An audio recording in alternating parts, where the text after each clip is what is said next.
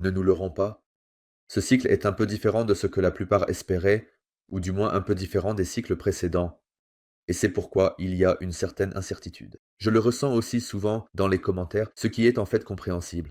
Aujourd'hui, nous allons examiner ce qui est vraiment différent ici, ce qui est peut-être même mieux et ce qui pourrait avoir un impact négatif. Fondamentalement, nous avons le cycle de 4 ans et, en conséquence, la plupart des cycles se déroulent de manière un peu similaire. Cependant, entre chaque cycle, il y a toujours quelques éléments qui diffèrent. Dans ce cycle, nous avons un énorme avantage, et ce sont les ETF Bitcoin. Près de 110 milliards de dollars qui sont dans ce marché n'a uniquement pour cette raison. C'est un énorme avantage, ces ETF Bitcoin. Ici, nous avons simplement plus d'institutionnels qui trouvent plus facile d'investir. Et nous voyons aussi la demande. Actuellement, elle a de nouveau fortement augmenté. L'inconvénient ici est cependant que nous n'avons de l'argent que pour le Bitcoin. C'est aussi un peu la raison pour laquelle certains pensent qu'il n'y a plus de Bitcoin. Je ne suis pas de cet avis. Je pense que les ETF sont simplement un ajout en plus et il y aura quand même une saison des altcoins. Mais c'est un grand avantage. Nous avons ici vraiment des investisseurs institutionnels et le gros argent. Rien qu'avec Michael Saylor, nous avons cette fois-ci encore un énorme avantage. Saylor existait déjà à l'époque, mais en comparaison. Ce qu'il a acheté à l'époque par rapport à maintenant n'est pas comparable. Des sommes complètement différentes. Les banques sont beaucoup plus amicales. Les banques accordent aujourd'hui à Saylor des crédits bien plus impressionnants. Et il investit massivement, ici, avec ces crédits. Ce sont déjà de grandes différences. Nous avons un gouvernement américain qui est plus favorable aux crypto-monnaies que jamais. Les États-Unis sont le pays le plus important et nous avons ce pays de notre côté. C'est extrêmement positif.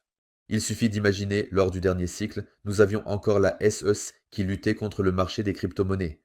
Et le monde entier n'était tout simplement pas encore prêt à être ouvert aux crypto-monnaies. Et nous avons quand même testé cette zone de Fibonacci, du sommet historique de 2017 jusqu'au creux. Si l'on trace la zone de Fibonacci, nous avons atteint ces objectifs de cours. Et si l'on transpose cela à la situation actuelle, nous devrions atteindre au moins 8,5 à 11 trillions de dollars dans ce cycle sur le marché total des crypto-monnaies.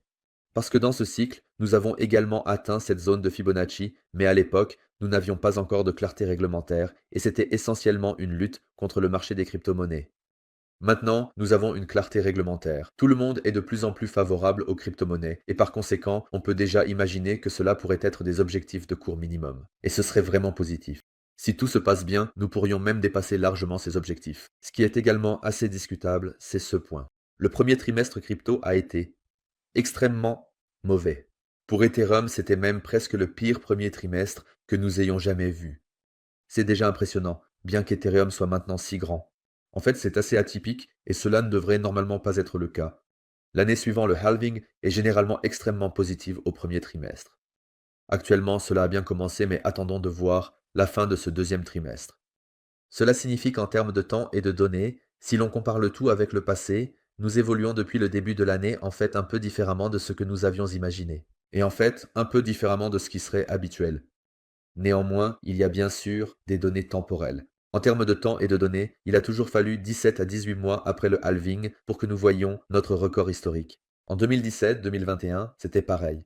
Et ici, cela peut bien sûr être à nouveau le cas cette fois-ci. Cela signifie que nous verrions notre record absolu de Bitcoin en octobre, novembre de cette année. Atteindre. Cela signifie qu'en termes de temps, nous sommes encore bien positionnés. En termes de temps, c'était aussi le cas dans le passé, où nous avons simplement atteint un certain record historique, puis avons connu une légère baisse. Pendant les mois d'été, avant de connaître une légère amélioration vers la fin de l'année. Voyons si ce sera à nouveau le cas cette fois-ci. Ce que nous avons également cette fois-ci, c'est une expansion monétaire de la liquidité mondiale. Nous voyons que de l'argent frais entre sur les marchés. C'était le bull run de 2017 et voici la masse monétaire M2. La masse monétaire M2 a augmenté rapidement, ce qui nous a permis d'escalader ici aussi. Et surtout, cela a été positif pour le Bitcoin. 2021, lors du bull run, exactement la même chose. Beaucoup de capitaux frais ont inondé les marchés et nous l'avons bien sûr ressenti de manière significative. Actuellement, nous avons également été en train de monter très rapidement, ce qui est très très positif. Et rien que sur cette base de calcul, parce que nous avons tellement augmenté maintenant, nous devrions être avec les altcoins par rapport à la masse monétaire M2, environ. Nous pourrions encore voir des objectifs de cours d'au moins 150 000 dollars, simplement parce que nous avons actuellement une telle expansion monétaire.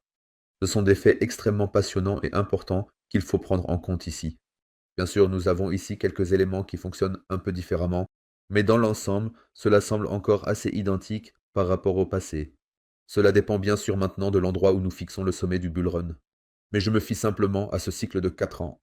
La question est maintenant, bien sûr, quand et quels altcoins devrait-on acheter de nos jours? Il faut d'abord dire qu'il y a maintenant plus de 11 millions de crypto-monnaies. Cela signifie que certes, même dans ce cycle, il n'est plus aussi facile qu'auparavant d'investir dans les altcoins. C'est nettement plus difficile, car nous avons simplement beaucoup plus d'altcoins. Et la liquidité n'a pas augmenté en conséquence. Cela signifie la même quantité de liquidité, mais cette liquidité doit se répartir sur plus d'altcoins. C'est un gros problème, c'est pourquoi je pense que tous les altcoins ne performeront pas simplement, comme c'était le cas dans le passé. Non, cette fois-ci, des projets ciblés vont monter. Ils pourront bien sûr aussi bien monter, mais ce n'est plus comme si on devait investir partout, et ça fonctionne déjà. C'était comme ça avant, mais ce ne sera pas le cas dans ce cycle.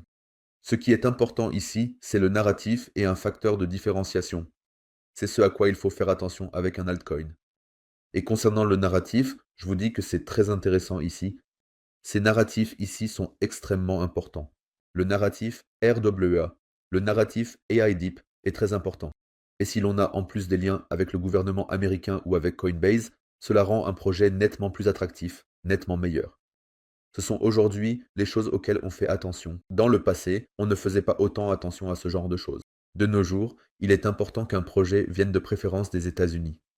Et de préférence qu'il s'inscrive vraiment dans le narratif, qu'il soit un peu spécial et qu'il ait de bonnes connexions. À cet égard, Wall Street nous a complètement pris en charge ici et il y a eu quelques changements. Mais ce n'est pas fondamentalement différent. Le système est en fait encore assez similaire. Il y a simplement quelques nouveaux acteurs, quelques nouveaux intervenants sur le marché, mais à long terme, c'est en fait toujours pareil. Je suis et reste optimiste pour l'avenir. Le temps et les données parlent d'eux-mêmes. D'un point de vue macroéconomique, notre situation s'améliore également grâce à l'offre monétaire M2. Pourquoi devrais-je être baissier ici? Je peux bien imaginer que les mois d'été seront un peu plus calmes. Néanmoins, je m'attends à cette prochaine et dernière rallye d'ici la fin de cette année. Et alors, ce cycle se déroulerait exactement comme le cycle de 2017. Je veux dire, sur le plan géopolitique et macroéconomique, les bases ont simplement été posées au cours des derniers mois. Cela semble de mieux en mieux, cela semble bien que nous connaissions une politique monétaire accommodante cette année, que nous voyons d'autres baisses de taux. Et c'était aussi ce que beaucoup considéraient comme impossible. Mais maintenant, 3, 4, 5 baisses de taux sont déjà prévues, rien que pour cette année. Tout cela peut aller très vite, ce sera en tout cas très intéressant. J'espère que cette vidéo vous a apporté de la valeur et je serai ravi si vous me souteniez, bien sûr, sous forme d'un like et d'un commentaire. Et à la prochaine fois, les amis. Au revoir.